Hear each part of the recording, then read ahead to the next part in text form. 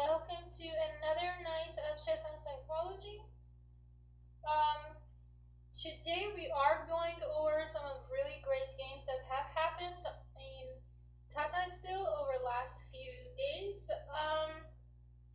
One of my most favorite one, I think everybody's most favorite one, is the game that Esipenko played against Carlsen, and it's very interesting because I know Sapienko. I've known him since he was like a yay high, and he was this really cute, skinny kid. And I always thought he was such a great chess player too. But now that he's beaten Magnus, well, obviously we think that too. And there was another game of Harikrishna and Firouzja that was also very great. I believe these two were in our round 8, so we might need to take another look at the standing to know for sure exactly who is in the lead. I do believe that Alireza is in the lead, if I'm not mistaken, with another player. I would like to say Caruana, but I need another double check. I checked that when I woke up, so things might have changed. Alright, yeah, no, I'm right. Yeah, there are 3, Anish, Fabi, and Alireza. Yeah, I was correct. Whew, at least I got 2 out of 3. Yay.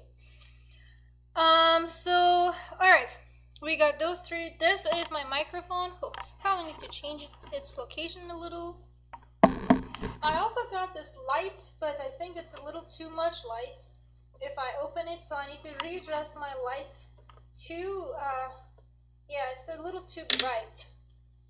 Ooh, too bright. Ow, see?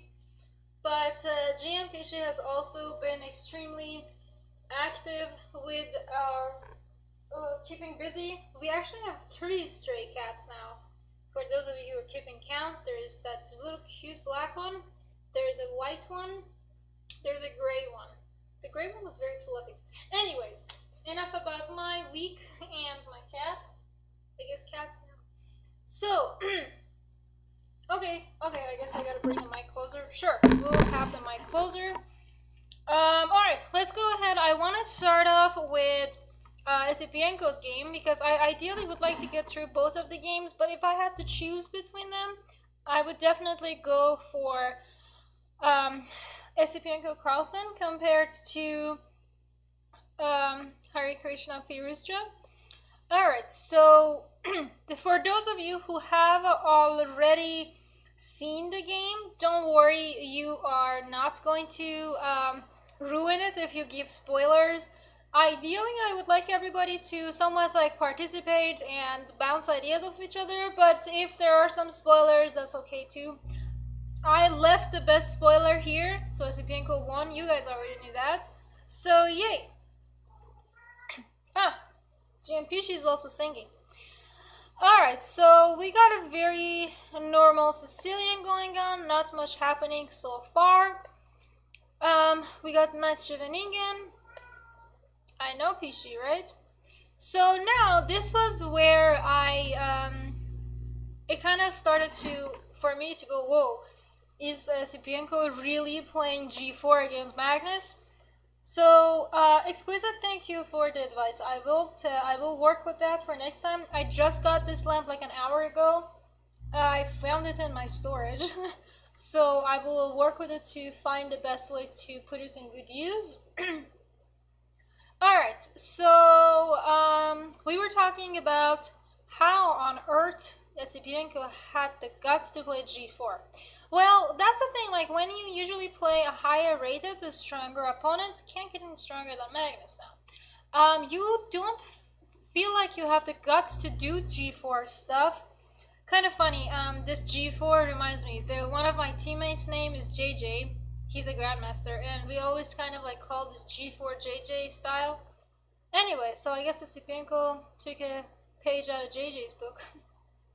Anyways, I'm also monitoring the chat closely, so please do tell me everything.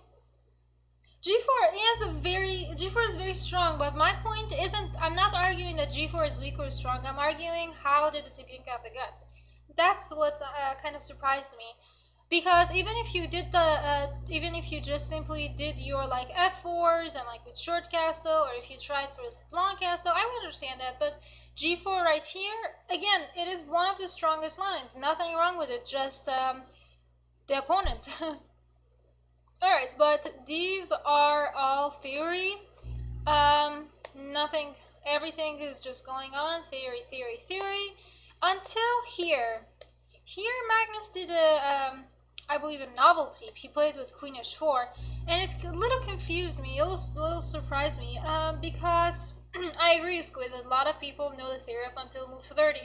So I actually have won a lot of games because I had better preparation, I knew more about the theory, so I'm not the one to say to this theory. But that's not what I'm doing. What I'm hoping to do is to just kind of bring more awareness on your opening choice, because giving up a pawn to Magnus, but like move 10, it's scary. And also, hi Manny. Now in this position, Magnus simply played queen to h4. Queen h4 was a novelty, not exactly a good idea. There were better moves that have previously been played.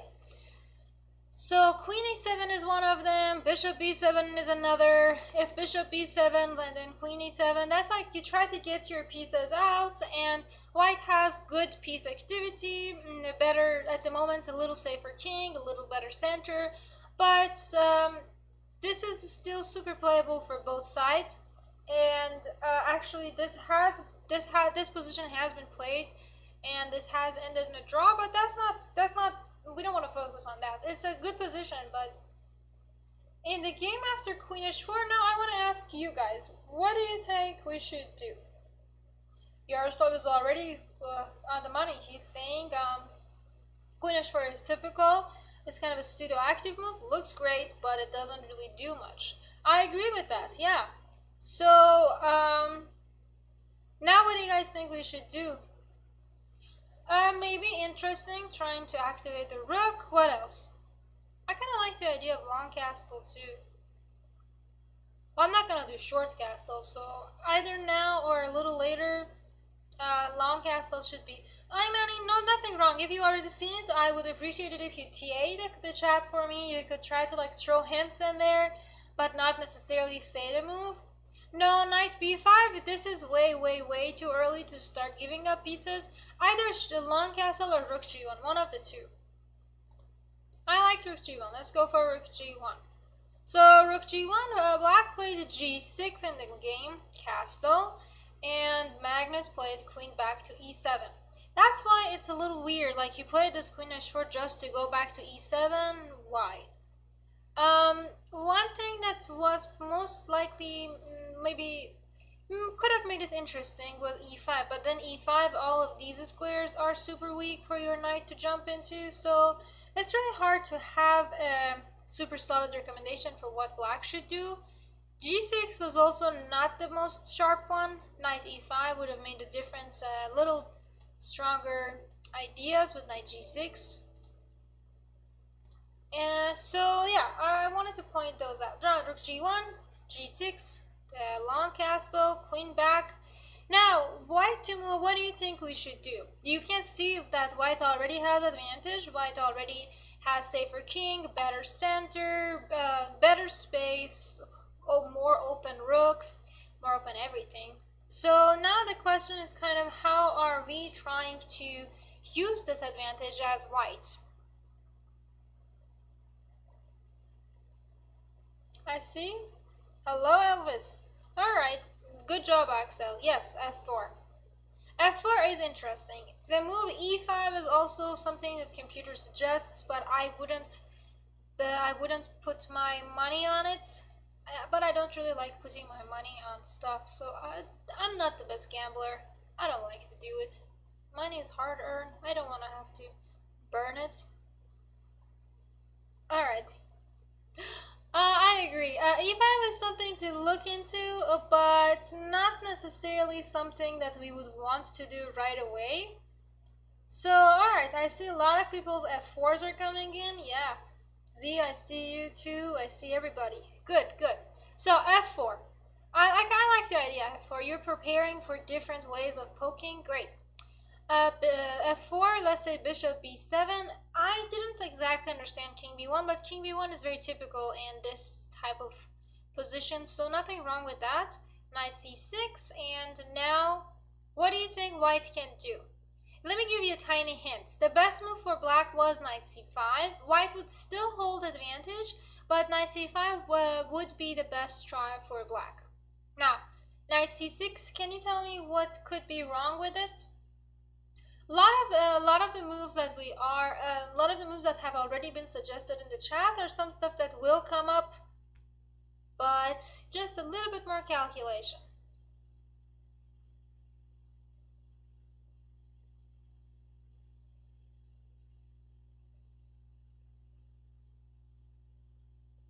Alright, I see some knight b5s coming in the chat.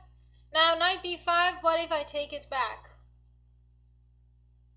So let's try and calculate. So take, now what? I take back.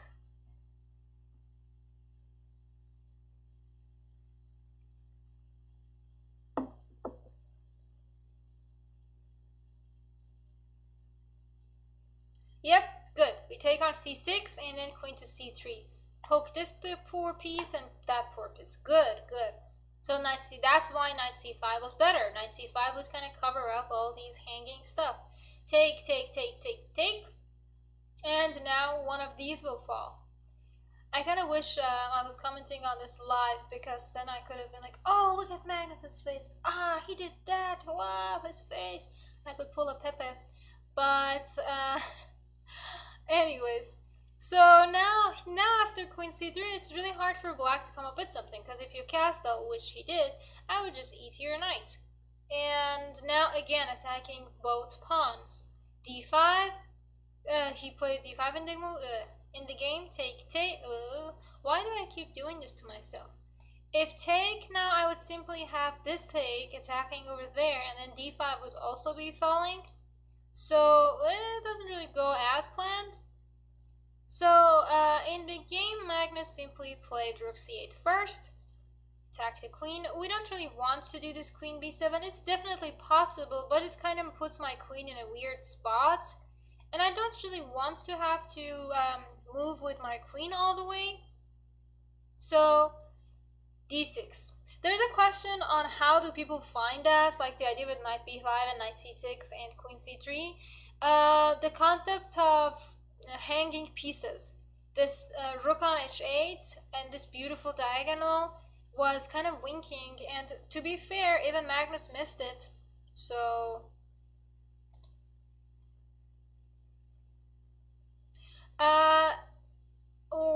if he took wait, rook c8, no, not exactly. Rook c8 is not exactly still trapping the queen because of this. Whoa, bad mouse. My mouse is rebelling.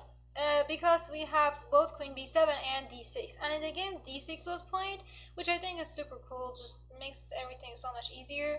The queen can just move back. Queen d8. Actually, I can just take it over here too.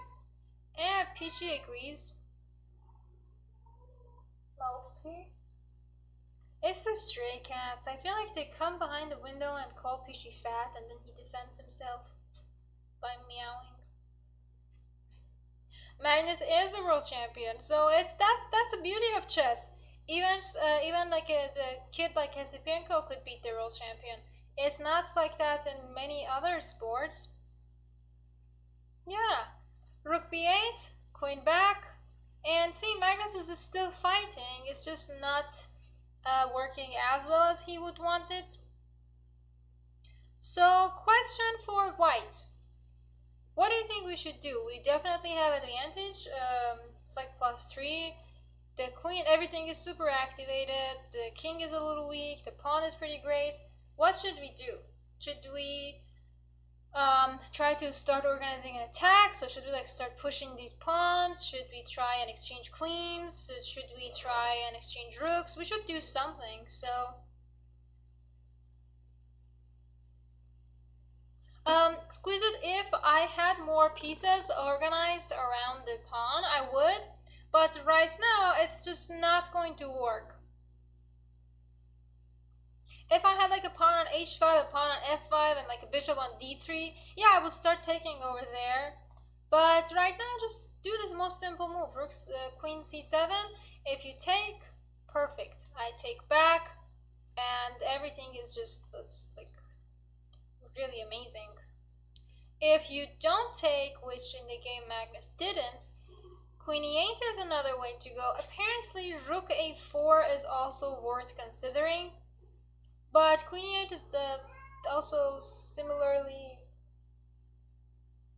interesting. So now, the game is very close to ending. We have like maybe 10 more moves left on this game. So how do you think white should continue?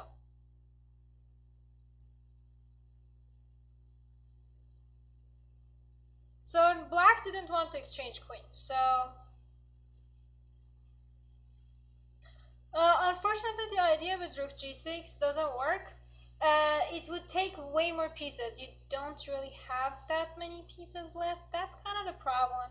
That's one of the things that I learned, and I definitely advertise and advocate for, is if you already have a better position, and if you can win without having to do super cool sacrifices, don't do the super cool sacrifices. It's good, but it will also give your opponent chances to survive. And I prefer to win a clean game than something super crazy beautiful, because, well, crazy beautiful is good, but crazy beautiful also means that I will be giving chance to my opponent to survive, and I prefer to win than to, give my opponent a chance. So I agree. This rook, let's try and move it. Rook g5, now rook a4. Now we're gonna go try and exchange the rooks. Our game is this perfect pawn. Our game is trying to exchange more pieces. So that's what we're trying to do. Okay, you want to eat my pawn? I don't want you to do that. And in the game, what do you think we should do now?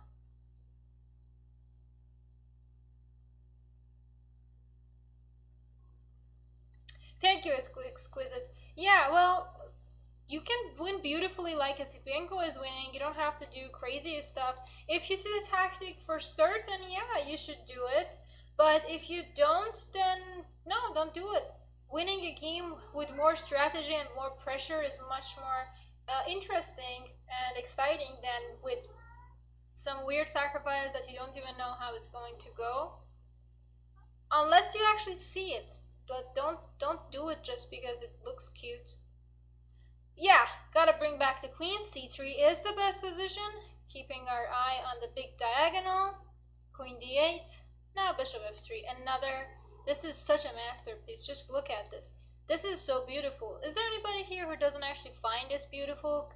I agree. If there was like an open pawn h-file and I was sacrificing some stuff, that would be cooler. But this is the definition of dominance. Now, the cat's jumping. He is right behind the camera. This should be fun. So, now, what do you think we should do? Gorbe.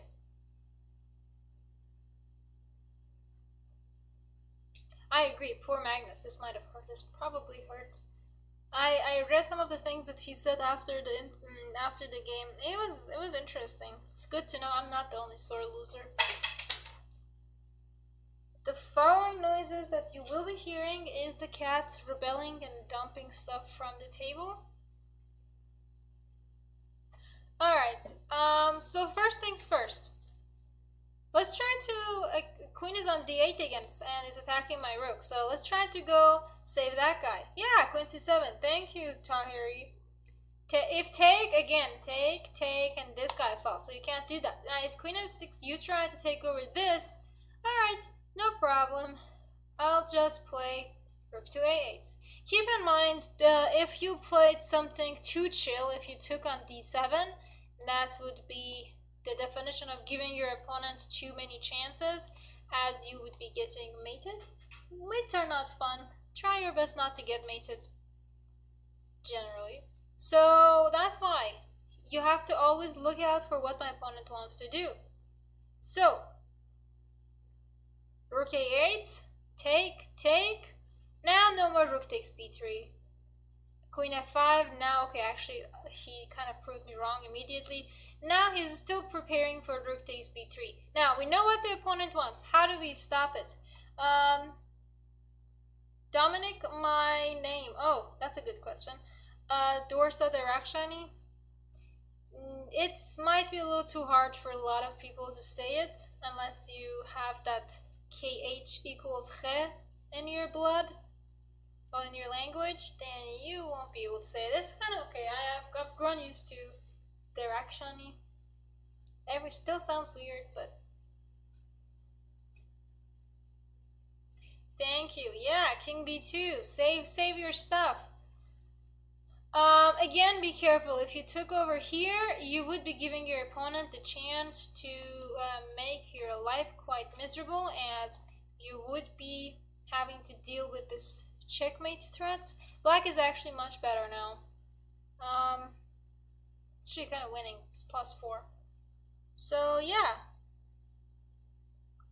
Let's see. What could they actually do here? Could we do anything? Thinking even like king b2, just queen b4, and that's checkmate. Next move. Rook is blocked. Queen maybe. Now if check, I have king b2, but what if check over here? Rook d1, just rook a1, and then this falls. Yeah, this is super lost. So you get the point. Don't give your opponent chances. So king b2, protect everything. In the game, black played Magnus played rook b5, and Sapienko simply thought, well, can I eat this? Now, guys, can he eat this? Uh-oh, here comes the cat. Hello, Gorkovsky.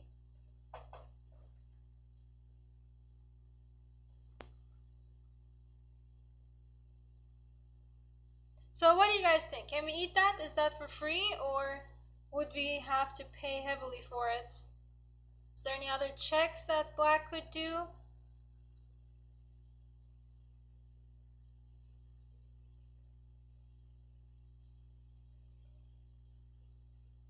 Alright, I see some ideas. Yeah, enjoy the night. Thank you. Yeah, let's enjoy the night. Even if rook c5, you attack this. I kind of wish I kind of just play rook c1. Oh yeah, rook c1. What's wrong with rook d2? Takes, attacks. I don't really want to deal with that. You can still attack this other rook, but never mind. Why would I give up my pawn? And, well, this pawn is fallen, but why would I give up this pawn and give up a tempo? So I'll just go rook c1. Take. Now, you are way better. This pawn is also a mini queen. Give it check and just push it. No way to stop that now. Let's see. Any checks? Careful not to do king b1, rook a5. Just c3. Queen comes down here. Just rook c2 should be good enough. Yeah, just keep your king cozy. Anyways, after d7, Magnus actually resigned. It was very interesting. I really enjoyed this game, and I really enjoyed it, especially just because it does actually show the power of preparation and how much openings matter. So much earlier, I feel like something in the opening went wrong for Magnus, because queen h4 was just like a weird move, and then the way he continued it, he had to move so many pawns, and by the time he actually got to developing, he kind of got too happy. Ooh, rook knight c6. But now again, that beautiful knight b5. So I guess maybe if knight c5 was played, the game could have gone a little differently. But again, white does hold advantage even after knight c5. Yeah, I agree. It was such a rare bad game for Magnus, but everybody has those games. So I'm glad we got the chance to go over it. Any questions on this game before I move to Harikrishna Firouzja game? No, I am just about to open that one. So yeah, just that's one of the reasons I really do advocate for preparing well for your opponent before the game. It does help a lot with your game, because if you get into a position that you know better, then you you're kind of not exactly you're at advantage, because there were a lot of the times that I knew my opening and what I was doing, at least like the middle game of it, like what I'm supposed to expect, the pawn structures, and it was so easier for me compared to when I'm playing a game that I have no idea what my opponent wants to do. I agree, this queen h4 earlier was just weird.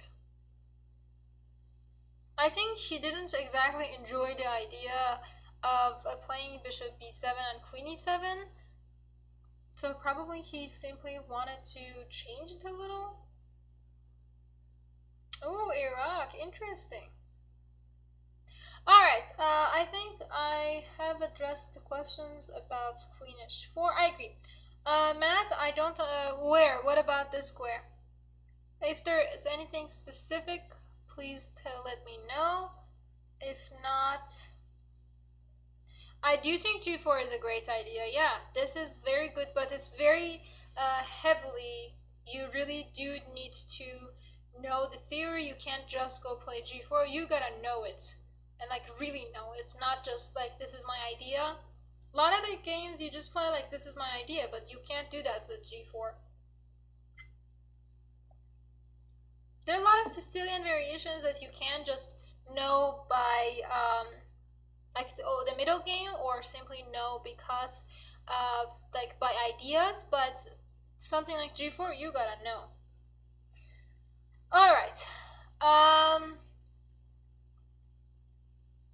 Axel, I doubt that. There is not really a super tournament coming up. Tata Steel is as strong as it gets at the moment with the world situation, so I highly doubt that he is doing that. Well, everybody has off days. I feel like right now I'm having a mini, just like a tiny bit of off day. I woke up with shoulder and neck and arm pain. I slept very weirdly. I woke up and I was like kind of in a twisted situation. So, everybody has off days. You can simply wake up from the wrong side of the bed and have an off day. There's nothing wrong with that. We're all human. We're not perfect creatures like cats. I'm kidding. Fishy is also can be very annoying when he's meowing.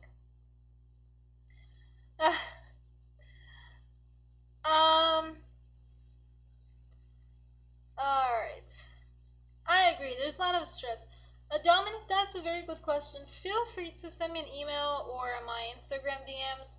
We can talk about that too. No, it's possible Pishi likes to sleep on my face, so sometimes I wake up and I'm like, ear. But he stopped doing that. Sometimes he simply, like when I begin to wake up, like after my alarm's ringing, he comes and then he like sleeps on my face. Okay, get up.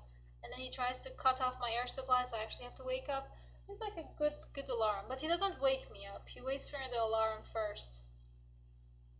Alright, I am gonna go ahead and get started on the Harikrishna game. If I'm not mistaken, Harikrishna has gotten married in the last few years. I think I read an article about that on ChessBase India, but no. Yeah, I think he has. Anyways, if anybody has any, can confirm that, that would be good, just because I know Firouzja is not married, so. A lot of the chess players are either, like, married ever since I've known them, or they keep getting married. Anyways, as long as Pishi's not married, I'm happy. Alright, so let's start with our Slav Defense. Now, alright, so nothing really happening in the opening. I kind of, so Imani, if I'm not mistaken, which I don't think I'm mistaken, this is for 24th, so 2 days ago, so this would be round 8. Yeah. Alright. So let's just continue with the game, because this is a little longer game and I am hoping to get through all of it.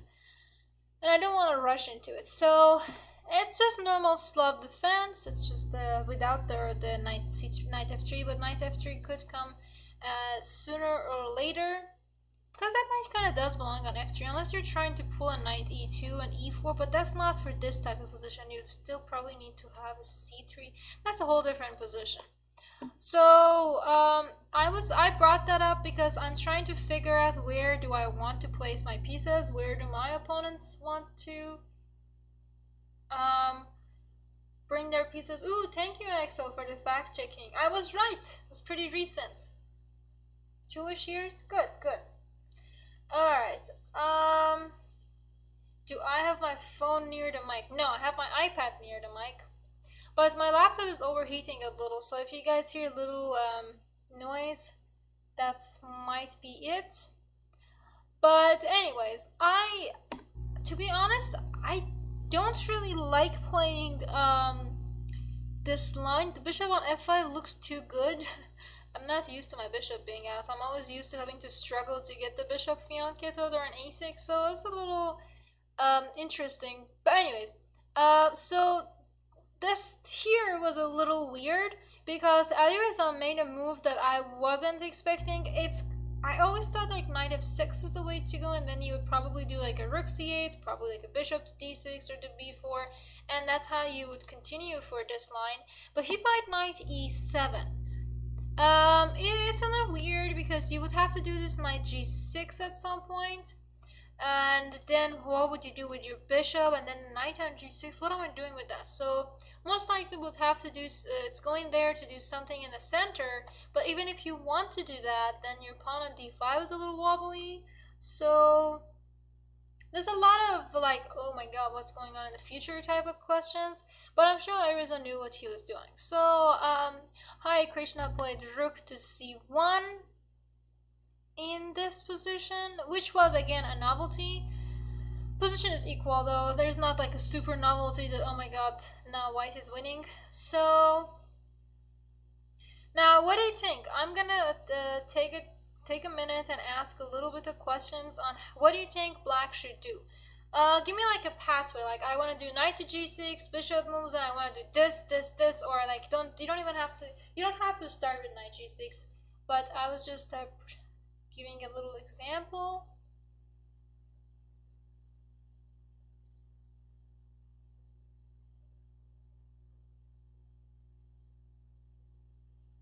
Hello, this creep. You're right in time for a question. Axel, I agree. Let's kick this bishop first, because if you take, I can take with this knight. But if I play knight g6, then I have to deal with potential takes. So let's kick this bishop away first. Now, if you went to a4, I could just play b5 and get rid of this idea and free my knight. So bishop e2, thank you. And now this idea with f6. I thought f6 was a little, oh my god, what on earth is going on type of question-y. Because, well, the move that I had in mind was just rook c8. And now after rook c8, then I wanted to do like a knight to g6 and then get like the queen to b6. It's very active for black. I love it. But this idea with f6 got me really, ooh, I don't know what was in the water on 24th, 2 days ago, but all these players were playing way too active and throwing in novelties and good. Gives us a lot of material to talk about. So f6, white also did the move that already got me a little with g4. So if white didn't play g4, I think h4 would have made more sense. It could just kind of feels more logical to me, but again, I am not a 2700, so I can't give that expression. But to me, h4 makes more sense because you want to try and come in and poke my bishop. I'm opening up a little leeway for it, so it just makes more sense. But now after g4, bishop gotta come to g6. Now I do the bishop f7, trying to defend here, already plotting my next move with e5. And now he played bishop to g3. So I'm gonna take a minute and ask you guys, what do you think we can do in this position as black. You know, Tyrell, I had this theory before this year, like most of 2020, when I was streaming for the club. I had this theory that a lot of other people already comment and analyze a lot of the daily games that's been happening, so I avoided doing that. But these two games were really beautiful, and when I actually woke up, I was checking the games, and I really did want to do them. I rarely talk about the games that are happening this week, but another thing was I really wanted to steal the thunder from Dennis. Dennis Barros is doing GM in Resident for this week, next I guess, and I really wanted to steal these beautiful games from him, because if I didn't say it, he would probably talk about it on Games of the Week on Thursday. So sorry, Dennis, had to do it. It was too beautiful of a game. But no, I like these two games because I know Esipenko since he was yay high, and Firouzja since he's also probably yay high. So it's kind of funny for me to see them do all of these interesting games and win it, and it's just really interesting because I still see them as like those little skinny boys that I would prepare my brother against. So anyways, so bishop g3. I still have f5, some h5, some g5s. Let's go h5. You guys are correct. Exquisite, thank you for the explanation. Yes, black can be attacked, whichever the king goes. I agree. So yeah, I agree. You had a very good explanation on your king ain't gonna be safe anywhere, so you might as well try and activate your rooks different way. Alright, Z, I agree. Firouzja is very brilliant. He also has very good family support and living in France, and he has it all. He does have the support. The support is very essential for anybody's success. So I am very glad for him. Anyways, in the game, Harikrishna played g5 after h5. To be fair, well, if you took just bishop takes, and now you'd have to deal with these. Now knight g6 could start popping around, or sorry, even knight f5, and your bishop is misplaced, your pawn is weak. You shouldn't take that. g5. Good job, everybody. Yes. Now after g5, Alireza actually did a little inaccuracy. He should have played h4, but he played knight g6. The thing is, if you were to play this h4 first, now if take, you can simply take back, knight f3, now your knight gets out from f5, and that's a little bit more desirable because now your queen can try and jump, the pawn is jumping, it's more, you get more space as black. And the other thing is, if it's white to move, white definitely wants to play h4, so I don't want my opponent to be happy. I don't want my opponent to get h4. So if h4 makes you happy, simple philosophy or math, if h4 makes you happy, I'm gonna take it away by playing it.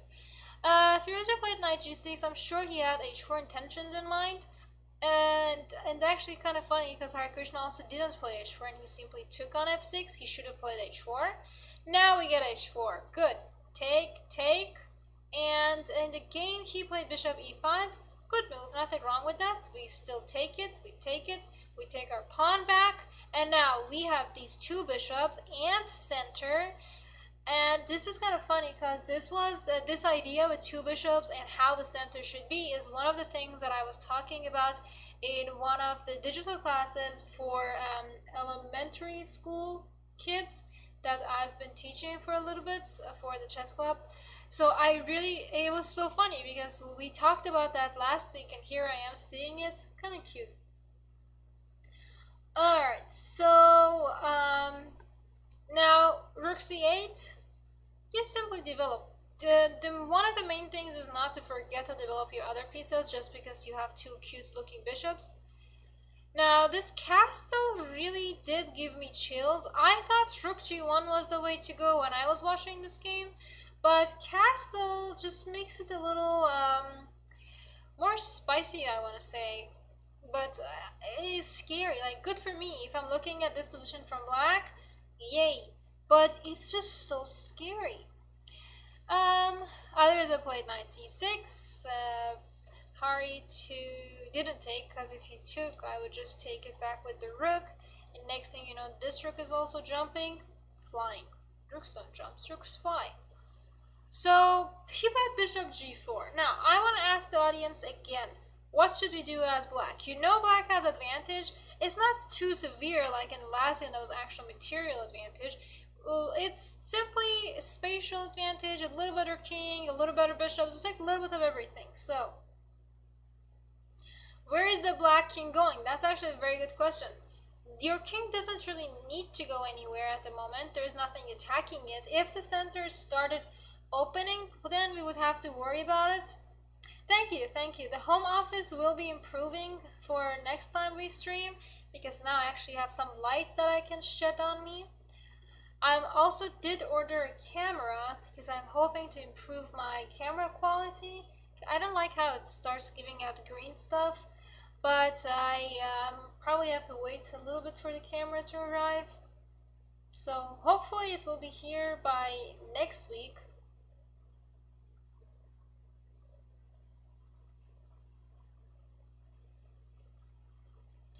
Ooh, I like the idea of trying to get the queen out. But I think the first thing to realize is this knight, what do we want to do with these knights? Is this knight like something to exchange? Do we want to do like a knight e5? What do we want to do with our knights?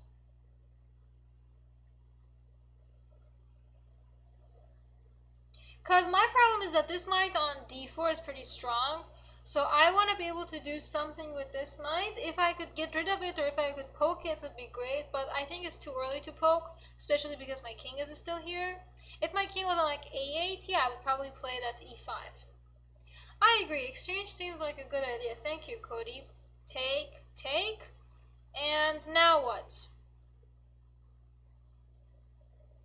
It's interesting because the castle is something that's actually possible, but I wouldn't really want to castle in this position. My rook does get a little bit more, like, probably activated, I want to say, but my rook on h8, nothing wrong with it. It could simply go to g8.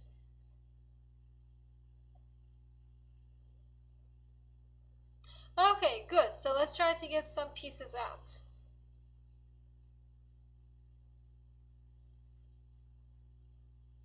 Wow, 4:46 a.m. Oh my god, you are up late. Have a good rest of your morning at this point. Namusobe. Alright, ooh, king e7. I guess not just, no, my king is not exactly going that direction. At least not in the foreseeable future. Queen g5 does look pretty interesting. My problem with queen g5 is f4.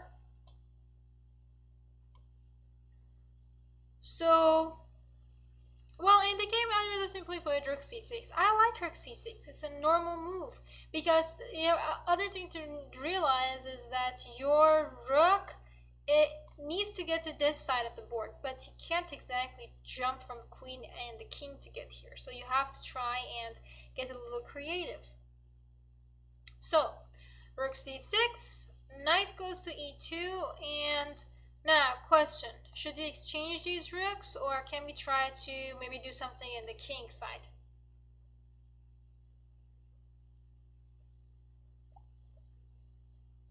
I love being in Poland. Poland was so great.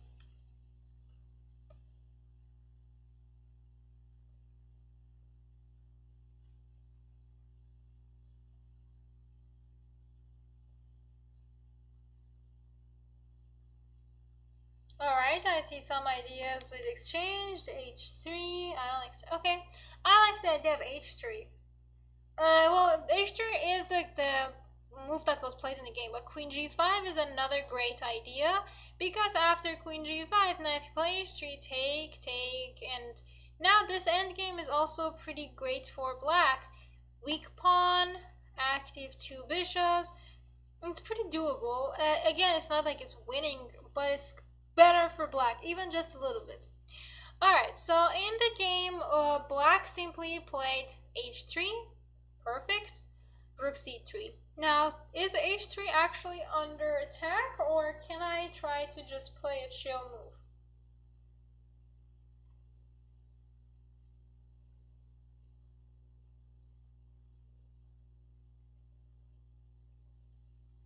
I see some ideas with queen g5, rook b6. They're cool, but I mean, I would love to play rook g6, but I can't do that just yet. How about rook h4? I'm attacking this bishop. To be honest, I don't fully understand the idea behind rook h4. I understand that it's developing, and I understand that it's kind of just poking and it's bringing pressure, and I like that. But by like calculation, there is not much to calculate on it. Because, well, first of all, if you take, then I will simply take over here and that falls. If you play rook h3, then your bishop falls. So that's not the point. The point is simply that, well, what would I do after rook g3? And I guess the good news is after rook g3, I don't need to worry too much about where should I exchange this rook or not. You kind of shifted the rook on g3. Now I can simply start getting out my pieces. The idea of bishop f8, bishop d6 is also quite interesting, but don't really need to do that. Queen c7 is just good enough. And now that the rook is facing my king, adios. I'm not gonna risk that. Your rook comes as high, I'm a run. So now, in this position, we talked a lot about trying to open up the center. Your king is already a little away from the shot fires. So, should we play e5 in this position? Your pieces seem ready, because if you play e5, your rook is already here to try and jump around. Fly, rooks fly. Why do I keep doing this to myself?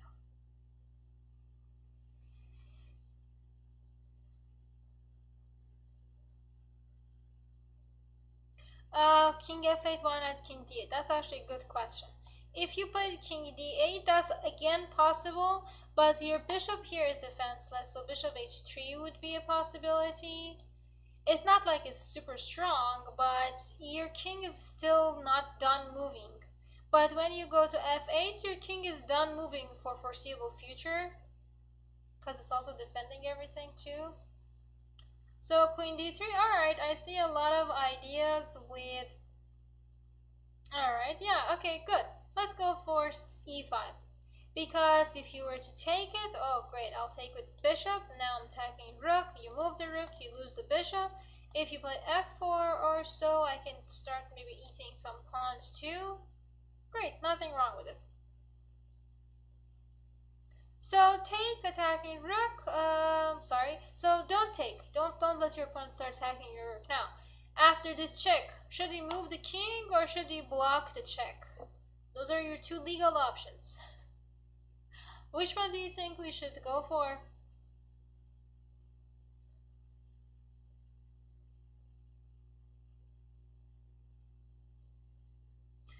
While you guys are thinking, I'll give you a little update on semester. So my school semester is starting actually in 2 days, which is so weird. Who starts school on a Thursday? But but anyways, it's kind of an interesting idea because they want to have like the semester as short as possible, and so less kids are on school. But the problem is like they tested everybody who came on campus and are living on campus, but the problem is that a lot of the people are actually good with social distancing and everything, but a lot of the people are also not. Like just yesterday, I was looking out of my window. Pishi and I were kind of stalking some other cats, and we saw like 20 people walking around, no mask, nothing, just being happy that they're back on school, being teenagers, I guess. But it was a little weird. It made me quite uncomfortable, and yeah. Anyways, back from college life to chess. I am studying biology and health sciences. I'm pre-med, so I'm trying to take the MCAT to become a doctor. I'm actually doing an MCAT mock exam tomorrow at 8 a.m. So I have to actually be awake, and my brain should be functioning in 12 hours, which is extremely scary. My goal for this exam is to get 70%. If I get 70% on this exam, I am going to go to a Persian restaurant. I'll do that. It's a good thing to do. Persian food is great. Everybody should have Persian food. Alright, so now that we've had this mini update, let's go back to Alireza, who I'm sure he gets to eat Persian food more often. Has his family around. Instead of envying his rating, I envy his family. Yeah, a little bit too. Yeah, I miss my family. But alright, different topic. That's a whole different Q&A. Thank you everybody for your positive thoughts, and I appreciate all the good lucks, and I will keep you posted on how the exam went. I wish Rook C1 was made. But no, Queen D6. I saw the idea of Queen D6 a little earlier. You guys are correct. Queen D6 is the best one. And now after take, this got a little too interesting because in the game, something like B3 was suggested, but in the game, Harikrishna simply took that pawn, and that's resulted in a lot of kind of like opened the whole can of worms. There's a go. I always wanted to use more American expressions. John, I am trying my best speaking English. I could switch to Farsi or Cat.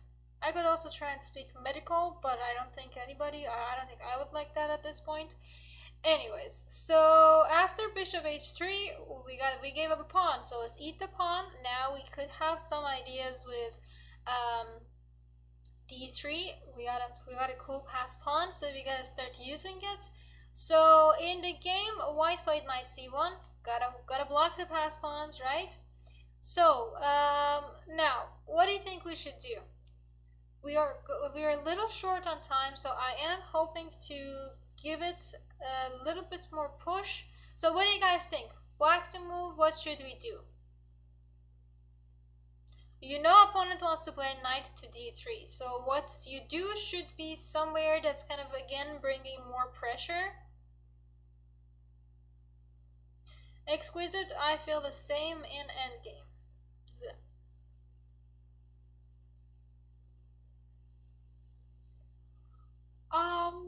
Something. Alright, let me try to rephrase my question. So, what is this rook doing over here? Absolutely nothing. So, we gotta move this rook, right? Thank you. Let's do rook h6. Go poke the bishop. You move the bishop. I'll eat your pawn. Pawns are delicious creatures. They deserve to be eaten. They're like dessert. Oh, I want chocolate now. Whole different conversation again. So, knight goes to d3. Because, well, there's not really a threat with on the rook on h2, but at the same time, we did this knight maneuver to block the pawns and ergo the bishops. So, now in this position, black needs to, again, reorganize the pieces. So this rook's done its job, so let's come back. Now, again, what other piece can we improve?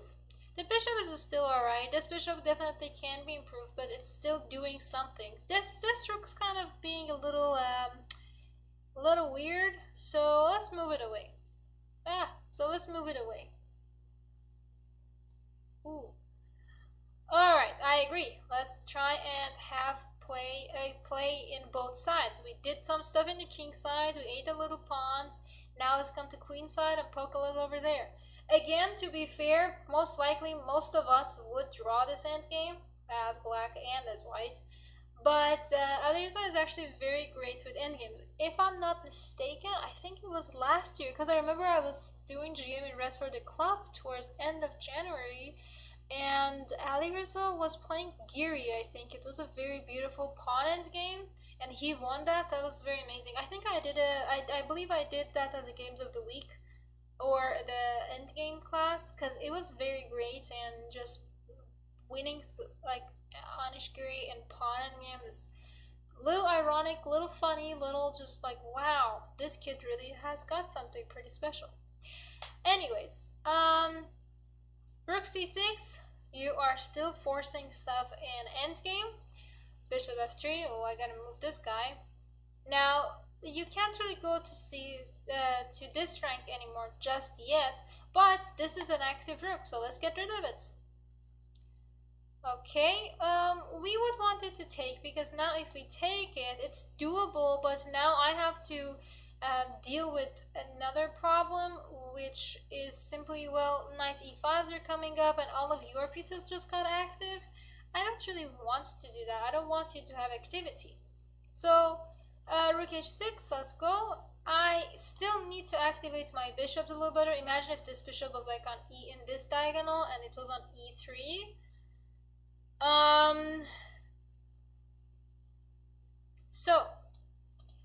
Ooh, the bishops don't move that way. So in the game, white simply played a pretty weird move of knight f4. And I'll ask you guys, what do you think black should do? Oh, wait, Axel, this is such a good position. White just made a bad move. Don't go, don't go. The point of rook g6 is, no, playing f5, now this pawn is a little closer to my territory. Now I get to eat it. Now I get to go after it. That's kind of the idea. Knight f4 was a bad move. The best move was to play rook h2 and try to exchange these rooks. And black is just a tiny bit better, but it's still a long way. After knight f4, it just got real easy. Thank you, Joseph. I probably mispronounced that. I apologize, but my pronunciation is not my strongest suit. Anyways, d3. Good job though. Now if you were to take, boom, check. Now if you move the king, it's kind of funny because now rook h3 and come deal with this now. If knight f2 as happened in the game, boom, rook c2. Remember, we went all the way again around here. King f1, now we start eating some pawns, throw in a check or two, and bring in this guy. In the game, white played knight d3, trying to bring in the knight a little activated. This bishop is, to be honest, bugging me. I really do want to activate it. So let's try our best. Bishop c3, take. Next, I just gotta get this bishop out. Please, this bishop gotta come out. But at the same time, again, I don't want to give my opponent the chance to activate their pieces. If I play d4 now, there's like this ideas with king g3. This knight could start to get a little activated. So let's just get our king out first. King out first. King activity in endgame is extremely important. Now we can start to consider pushing this pawn. To be fair, rook f1 was another great idea, but in this game, now, what do you think we should do as black? This is kind of the last question I'll ask. There's like 4 more moves left before white resigns. So this is not like a tactical idea. It's just such a interesting thing to do as black. Because white is like still trying to create some activity. Ooh, Steve North going for d5. Very interesting, but you have the right square, the wrong piece. Rook b5. Your knight is poking, just go poke it back. To be fair, taking is an option, but now you have to deal with this idea with take. And if you take back, there's rook h5s, and we don't want to give our opponent that activity, and this could give black some scariness. Let me rephrase that. This could give white a lot of activity to scare black. There we go. That was a better grammar. Ha! So, yes, that is why another idea was b6 is also actually pretty cool. So if any of you had b6 in mind, that would be pretty cool, because now you gotta move this knight. Let's say you go to d7, and then I just eat this. So my point being that we all had the same idea: poke the knight and then eat the pawn. Well, let's actually keep poking. And can I eat it now? Yay, no more rook h5s for you. So I ate another pawn, and d4 also, whoa, not that, d4 also coming up, right? So now, in the game, white played knight b7, which is just like a, what? Because now we got d4 check, double check actually. Ha, kind of like it. Sorry. Why am I saying double check? No, no, no, no, no. I'm sorry. I'm checking my own king. Ha! I love it. Those of you who were wondering, I don't. This is not double check. This is a Dorsa being a little weird and goofy. Anyways, it's pass pawn. Let's go for pass pawn. Yeah, Dorsa hallucinating. Thank you. Dorsa checking her own king. It's a cute king. It deserves to be checked out. But still. Now, I was thinking what would happen if king d3, and the fun part is this idea with checkmate, and I really do like this. I wish this happened actually. It's totally double check. I agree, right? Yeah, no, I was, anyways. So d4, pretty cool idea. And now you just get to poke the king, and can I play d3 please soon? Gotta save this bishop first, probably. Ah, king f4, another good idea. Just, your king can't go anywhere. Knight d6, bishop d2, bishop e3 coming up, d3 coming up. It's such a cool idea. In the game, Harikrishna played king f1, got checked, and he played bishop d1. Kind of cute, because now if you take it, there's king e2, but that doesn't even work. There's bishop a5 attacking over here, so I'm not really sure what was the idea. But again, if you also played king f2, check. Ooh, another check. Where's my mate? Mate should be close. Yeah, never mind. Next move. There we go. Kind of cool, right? Power of two bishops. These two bishops are all over the board. So White just played bishop d1, d3. Didn't even have to take it just yet. But though that's also super lost. And this is where actually Harikrishna resigned. Sorry, we got a little rushed in towards the end, and Dorsa's Gambit, checking both kings. Thank you. That's actually good. I'm not opposing. Get that familiar. Nothing wrong with that. Check your own kings, everybody. But no, I am going to hand it over to Dennis. I feel like I went a little over time, but he should be fine. He's a very good guy. I hope he doesn't mind. Anyways, wish me luck for my tomorrow's exam, mock exam, but still, I will keep you guys posted.